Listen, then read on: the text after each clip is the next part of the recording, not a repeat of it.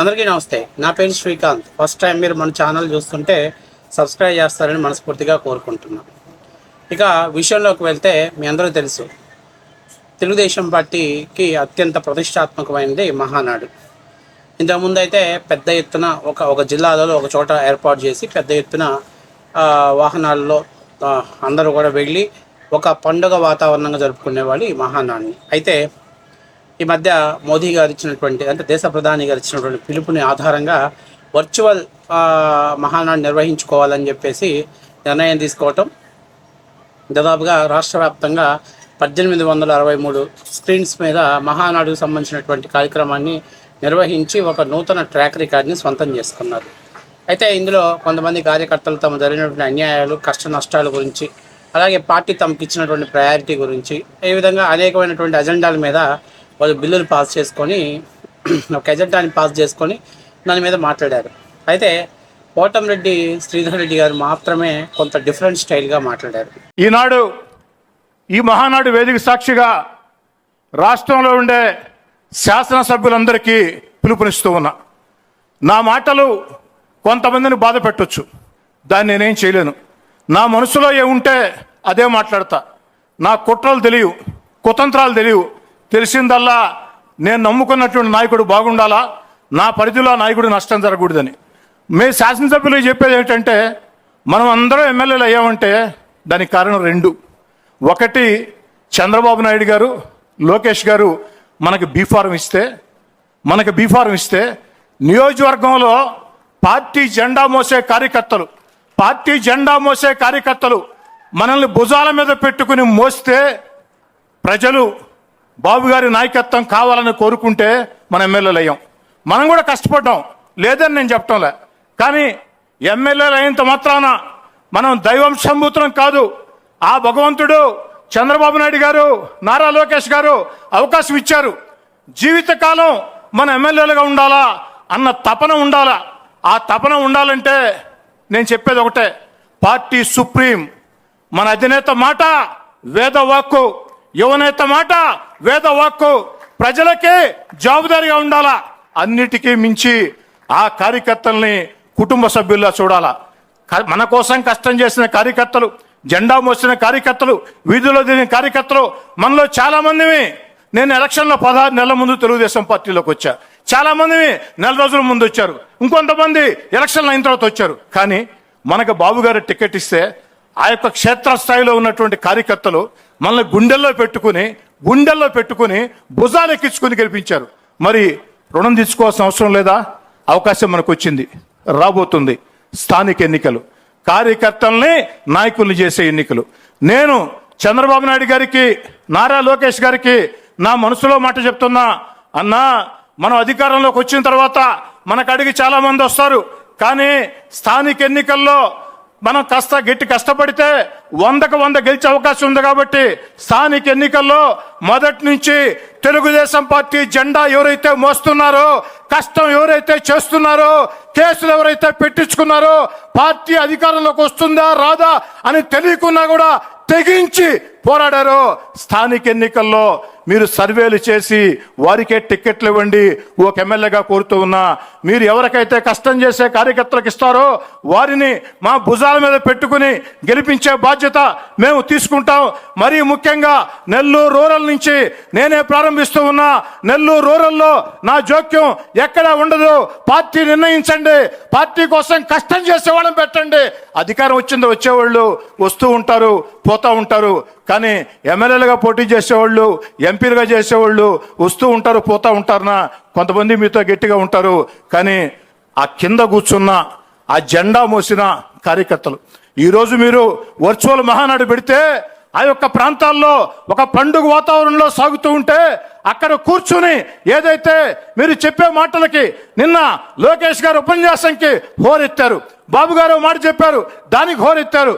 కాబట్టి ఆ కార్యకర్తలే పార్టీ సొంతం. నాలాంటి శాసనసభ్యులో లేకుంటే ఎంపీలో మేము సొంతం కాదన్నా. ఖచ్చితంగా కార్యకర్తలే సొంతం. కష్టం చేసిన కార్యకర్తల్ని అభ్యర్థులుగా పెట్టి ఎమ్మెల్యేలకు చెప్పండి, మేము పెట్టాం అభ్యర్థుల్ని, వీళ్ళని గెలిపించి తీరాలా. గెలిపించి తీరాలని చెప్పండి.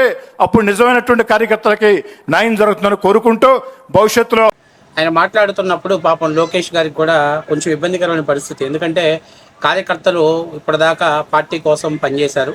2019 2024 వరకు కూడా పార్టీ చాలా గడ్డుకాల పరిస్థితిలో ఉన్నటువంటి పరిస్థితిలో కూడా అధిష్టానానికి మళ్ళీ అధికారంలో తీసుకురావడం కోసం విశ్వ ప్రయత్నాలు చేసినటువంటి మాట వాస్తవ విషయం కార్యకర్తలదే. అది ఎవరు ఒప్పుకున్నా ఒప్పుకోకపోయినా ఇది 100కి 100% కార్యకర్తలే.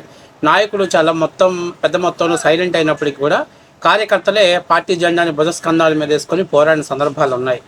గతంలో చంద్రబాబు నాయుడు గారు కూడా కార్యకర్తల గుండానే మా పార్టీ మళ్ళీ అధికారంలో రావడం జరిగింది, కార్యకర్తల్ని మళ్ళీ అధికారంలోకి వస్తే మర్చిపోమని చెప్పడం, అనేక సందర్భాల్లో కార్యకర్తలే పార్టీకి ప్రధానమైనటువంటి అజెండాను కూడా తీసుకొచ్చారు. అయితే అది క్షేత్రస్థాయిలోకి వచ్చేసరికి పూర్తి స్థాయిలో అమలవుతుందా లేదా అనేటువంటిది కూడా చాలా ఇప్పటివరకు కూడా కార్యకర్తలు చాలా చోట్ల పెద్ద ఎత్తున అసంతృప్తిగా ఉన్నారు. దీనికి ప్రధానమైన కారణం ఏంటంటే ఎమ్మెల్యేలకి కార్యకర్తలకి మధ్య కనెక్టివిటీ అనేది ట్రాక్ దెబ్బతినింది. చాలా చోట్ల ఆపోజిట్ పార్టీ నుంచి వచ్చినటువంటి వాళ్ళకే పెద్ద ఎత్తున పనులు జరగటం, ఈ మధ్య కొన్ని సందర్భాల్లో అయితే వాళ్ళకే పదవులు ఇవ్వటం, ఆ పదవుల మీద కూడా పెద్ద ఎత్తున తెలుగుదేశం పార్టీ కార్యకర్తలు అబ్యూజ్ అంటే దాన్ని వ్యతిరేకించడం, దాని మీద పెద్ద ఎత్తున దుమారం లేతున్న పరిస్థితిలో కోటమిరెడ్డి శ్రీధర్ రెడ్డి గారు ఈరోజు మాట్లాడినటువంటి మాటలు ఒక రకంగా లోకేష్ గారికి చురకలు అంటించారు ఆయన.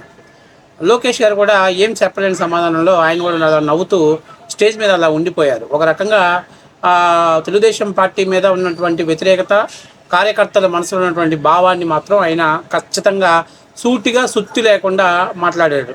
ఆయన మాట్లాడుతున్న ప్రతి మాట కార్యకర్తలకు ఒక ఉత్సాహాన్ని తీసుకొచ్చింది. ఎందుకంటే అప్పటిదాకా వాడు ఏదైనా పార్టీ ఎజెండా లైన్లో మాట్లాడినందుకు తప్పనిసరి పరిస్థితి చప్పట్లు కొట్టాల్సి వచ్చింది. కానీ కోటమిరెడ్డి మాట్లాడినప్పుడు ఆటోమేటిక్గా వాళ్ళు చప్పట్లు కొట్టాల్సిన పరిస్థితి వచ్చింది. ఎందుకంటే కార్యకర్తలు వెయిట్ చేస్తున్నారు, ఎవరైనా ఈ పదాలు మాట్లాడతారా చూద్దామని వెయిట్ చేస్తున్న సమయంలో ఆయన మాట్లాడటం ఇది ఒక పెద్ద విశేషంగా సంతరించుకుంది. సరే, ఒక రకంగా ఆయన చూడండి ఏం మాట్లాడారు చూసి దాని మీద మనం అంతే చాలా తక్కువగా బ్రీఫ్గా దాని మీద మనం ఎక్స్ప్లెనేషన్ చేసుకుందాం. చూసారు కదా వాస్తవ విషయం. కార్యకర్తలు తెలుగుదేశం పార్టీకి ఒక ఆక్సిజన్ లాంటి వాళ్ళు, ఇంకా గట్టిగా చెప్పాలంటే ఒక వేరు వ్యవస్థ లాంటి వాళ్ళు ఎంత బలంగా ఉంటేనే పార్టీ జెండా అంత దృఢంగా ఉంటుందనేది వాస్తవ విషయం. కానీ ఈ మధ్య చాలా చోట్ల ఊపేకుగాళ్ళకి లేకపోతే గోపి అంటే గోడ మీద పిల్లి అటు దూకే వాళ్ళకు ఉన్నంత ప్రయారిటీ పాపం పార్టీ జెండాను నమ్ముకున్న వాళ్ళకి లేదు. హడావుడి చేసే వాళ్ళకు ఉన్నంత ప్రయారిటీ పార్టీ కోసం. ఎందుకంటే 2019 2024 వరకు తెలుగుదేశం పార్టీకి ఒక గడ్డు కాలం. పార్టీ చాలా అసలు నెక్స్ట్ పొలిటికల్గా సర్వే అవుతుందా లేదా అనేటువంటి క్వశ్చన్స్ అయితే ఉన్న సమయంలో కూడా కార్యకర్తలు చాలా కసిగా పనిచేశారు. ఆ కార్యకర్తల కసికి చంద్రబాబు నాయుడు గారు బయటకు వచ్చి తిరగటం, అలాగే లోకేష్ గారు తిరగటం కూడా ఒక రకంగా పార్టీకి మంచి ఊపు తీసుకురావడం జరిగింది. జగన్మోహన్ రెడ్డి వైఫల్యాలు కూడా ఒక రకంగా పార్టీని అధికారం తీసుకురావడం కీలక పాత్ర పోషించింది. అయితే తెలుగుదేశం పార్టీ అధికారం కోసం విశ్వ ప్రయత్నాలు చేసిన కార్యకర్తలు ఆశించిన స్థాయిలో దాని ప్రతిఫలాలు అందలేకపోవటం, పెద్ద ఎత్తున వరుస రాజకీయ నాయకులు వచ్చి ఇక్కడ ఆ స్థానాలని ఆక్యుపైడ్ చేసుకోవటం, ఇలాంటి పరిస్థితుల్లో పాపం ఒక నిజమైనటువంటి కార్యకర్తలకు చాలా అన్యాయం జరుగుతుంది. 2019 2024 వరకు మా దగ్గర డేటా ఉంది, ఎవరెవరు ఏం చేశారో మొత్తం మా దగ్గర డేటా ఉంది అంటున్నారు. కానీ ఆ డేటా పరంగా చేస్తున్నారో నిజంగానే గతంలో 2022లో తెలుగుదేశం పార్టీ సభ్యత్వాలు విస్తృత స్థాయిలో చేసినటువంటి వాళ్ళు నాకు తెలిసినంతవరకు ఐటీడీపీ తరఫున పెద్ద ఎత్తున సభ్యత్వ నమోదు కార్యక్రమాలు చేశారు. మరి వాళ్ళకి ఏం గౌరవం ఇచ్చారో నాకైతే తెలియలా. మొన్న కూడా తెలుగుదేశం పార్టీలో నాకు తెలిసి ఒక వ్యక్తే 10,000 సభ్యత్వాలు చేశాడు ఐటీడీపీ తరఫున. మరి అతనికి ఎలాంటి పదవి ఇచ్చారో ఎలాంటి గౌరవం ఇచ్చారో నాకు తెలీదు. అంటే ఇవన్నీ ఏందయ్యానంటే క్షేత్రస్థాయిలో అమలు జరిగితేనే కార్యకర్తలకు న్యాయం జరుగుతుంది. ఈవెన్ ఒక్క ఐటీడీపీని నేను ప్లాట్ఫారాన్ని వెనకేసుకురావట్లా, నేను ఆ ప్లాట్ఫారంలో ఉన్నాను కాబట్టి దాంట్లో ఉన్నటువంటి ప్లస్లు మైనస్లు తెలిసినాయి. అసలు ఈ ఐటీడీపీ లేకుండా పనిచేసిన వాళ్ళు పాపం పిచ్చోళ్ళు, వాళ్ళని కార్యకర్తలకు దండం పెట్టాలి. వాళ్ళకి పాపం పదవి లేకపోయినా కూడా సోషల్ మీడియాలో నిరంతరం ఫైట్ చేసిన వాళ్ళు చాలామంది ఉన్నారు, కేసులు పెట్టించుకున్న వాళ్ళు చాలామంది ఉన్నారు, జైలుకి వెళ్ళిన వాళ్ళు ఇప్పటికి కూడా చాలామంది మీద కేసులు అలాగే ఉన్నాయి. మొన్న దాసరి రామ్ మాట్లాడుతూ కేసులు పోయాయి మాఫీ, అవన్నీ ఉట్టి మాటలే. కాబట్టి ఏది ఏమైనా పార్టీ జెండా మోసిన కార్యకర్తలకు న్యాయం చేయాల్సిన సమయం ఇది. ఎందుకంటే వచ్చే 5 ఏళ్లలో చేద్దాంలే, ఈలోపు అభివృద్ధి చేద్దామంటే వచ్చే 5 ఏళ్ల తర్వాత సంగతి దేవుడు ఎరుగు. ఇప్పుడు కార్యకర్తలు వాళ్ళ పరిస్థితులు, వాళ్ళ ఆర్థిక విధానం కొంతమేర జరుగుతున్నాయి, ఇంకా క్షేత్రస్థాయిలో జరగాలి. నాయకులు ముఖ్యంగా ఎమ్మెల్యేలు అర్థం చేసుకోవాలి. ఎమ్మెల్యేలు మాత్రం చాలా చోట్ల ఎమ్మెల్యేలు డబ్బున్న రాజకీయ నాయకుడికి ఇచ్చినంత ప్రాధాన్యత చెమట తడిసి పనిచేసిన కార్యకర్తలకి ఇవ్వట్ల. నేను చాలా చోట్ల చూసా, ఈ డబ్బు ఉండేవాళ్ళు రేపు ఎలక్షన్ టైం నాటికి పార్టీ ఎటు గెలిస్తే వెళ్ళిపోతారు, అక్కడ పెట్టుబడి పెడతారు. కానీ పార్టీ జెండాను అంతిమంగా పట్టుకొని కొట్లాడేది మాత్రం కార్యకర్తలే. మీరు ఎలక్షన్ టైం నాటికి మీరు ఎంత డబ్బులు ఇస్తారో ఆ డబ్బులు వాళ్ళు కొంత నొక్కేసుకొని ప్రచారం చేస్తారు. కాకపోతే మీకు ఏంటంటే వాళ్ళ దగ్గర డబ్బు ఉంది కాబట్టి వాళ్ళు చేయలేమనుకుంటున్నారు. కానీ ఆ డబ్బు సంపాదించిందే వాళ్ళు ఇలాగా. నేను అనేకమైన ఉదాహరణలు నేను ప్రత్యక్షంగా పరోక్షంగా చూసిన చాలా ఉన్నాయి. కాబట్టి కార్యకర్తలు ఏం ఆశించరు, మీ దగ్గర నుంచి గౌరవం ఆశిస్తారు. ఆయనకి ఏదైనా అవసరమైతే ఒక ఇంటి పనో లేకపోతే ఏదైనా వాళ్ళ కొడుకు చదువులు పనికో లేకపోతే ఏదైనా వాడికి ఆరోగ్యం బాగాలేకపోతే చేసి చిన్న పనులు, ఈ పనులకు కూడా ఏదో పక్కన పార్టీ నుంచి వచ్చినటువంటి కార్యకర్తలు వాళ్ళ నాయకులు చెప్తేనే మేము చేస్తామని కొన్ని చోట్ల అలాంటి పెంకితనాలు ఉన్నాయి. అవి మానుకోకపోతే రానున్న రోజుల్లో ఎమ్మెల్యేలకు సరైన బుద్ధి చెప్పడం అనేది వాస్తవ విషయం. ఇది కోటమిరెడ్డి శ్రీధర్ గారు అంత లైన్లో ఉండి అంత చెప్పలేడు. అందుకని నేనైతే ఓపెన్గా చెప్పాను, నాకేం పదవులు ఏం లేవు, రాష్ట్ర స్థాయి పదవులు ఏం లేవు, పోతే అనే భయం ఏం లేదు. మీరు ఇవ్వకపోయినా కూడా మేము అసలు తీసుకోవడానికి కూడా సిద్ధంగా లేవు రాష్ట్ర స్థాయి పదవులు. కాకపోతే పార్టీ బాగుండాలి, చంద్రబాబు నాయుడు గారు మళ్ళీ ముఖ్యమంత్రి కావాలి అనుకుంటే మాత్రం ఖచ్చితంగా కొన్ని మార్పులు చేసుకోవాలి. దాని మీద ఆత్మవిమర్శ చేసుకోవాలి.